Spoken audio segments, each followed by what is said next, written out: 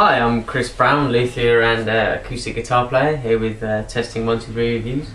I'm going to take you through some of my guitars and my setup and give you some ideas of some of the techniques that I use.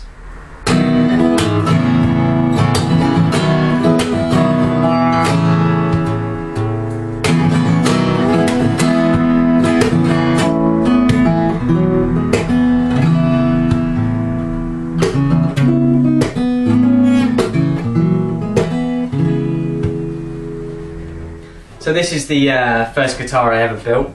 It took me just over a year using no power tools, all hand tools, chisel stuff, which was a great learning curve for me. It was good fun, and it's come out pretty well. I like the sound of it. It plays lovely. I've got mahogany back and sides here. That's the back piece, mahogany back, and I've got Sitka spruce top, rosewood fingerboard, bridge, headstock veneer, Grover tunings, you can see there, and bit of purple heart on the little gem, if you can see that. Yep, and we've got it also on the heel cap, which is covered up by the strap band. Rosewood bindings, as you can see here, and uses that standard Martin X bracing in it, which is quite common in a lot of guitars nowadays. You've got 24 frets, and it turned out right. Okay, so this is my live guitar. It's one of the tailored big babies. You've got bolt on neck, Sitka spruce top, mahogany back and sides, ebony fingerboard, and bridge. I've got the Fishman's Rare Earth blend, so I've got a little mic in here. You've got the sound hole magnetic pickup there, which you can see, and you've got a little dial in here, which you can blend the two between when you play live, which is a good, nice function to pick up, because you can, with the microphone, you can pick up all that percussive sort of stuff, which is part of my sound that I get, and so that's it. It's good for that.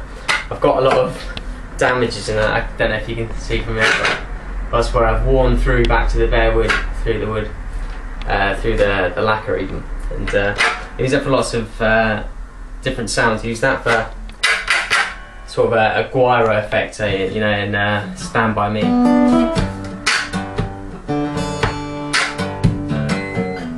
Yeah, it's got the use things like that, and it's also a nice percussive sound. So within this thing you've got lots of different sounds. For what I do, I use a lot of percussive stuff. I try to get in drum things because, well, I think it sounds cool and it's good fun to groove along to. So you get things like, and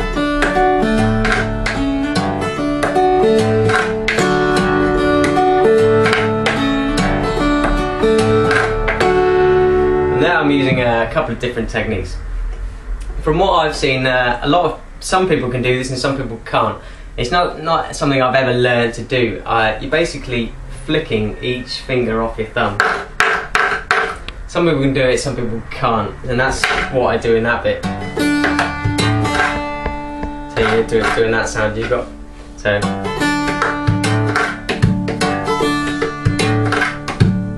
and you've got your bass up there, which it's a bad place to do it up there. Because this is a quite weak part of your guitar.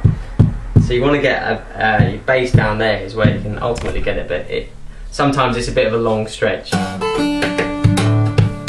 You know, doesn't quite fit sometimes.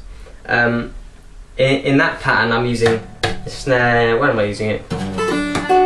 Down here. So there's many places I play the snare actually. Sometimes I play it there, sometimes I play it there, sometimes I use my nails with that bit there. It all depends on where I can fit in, whether I can fit it in with my right hand or my left hand, as to where I get the sound from. So in this I'm using my left hand.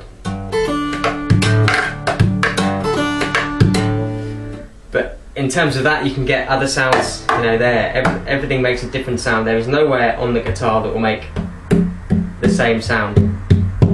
No. So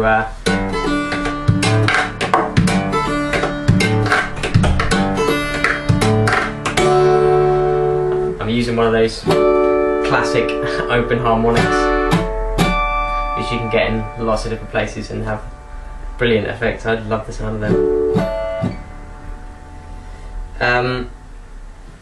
In terms of tapping involved and changing hands, I've got a little pattern for that.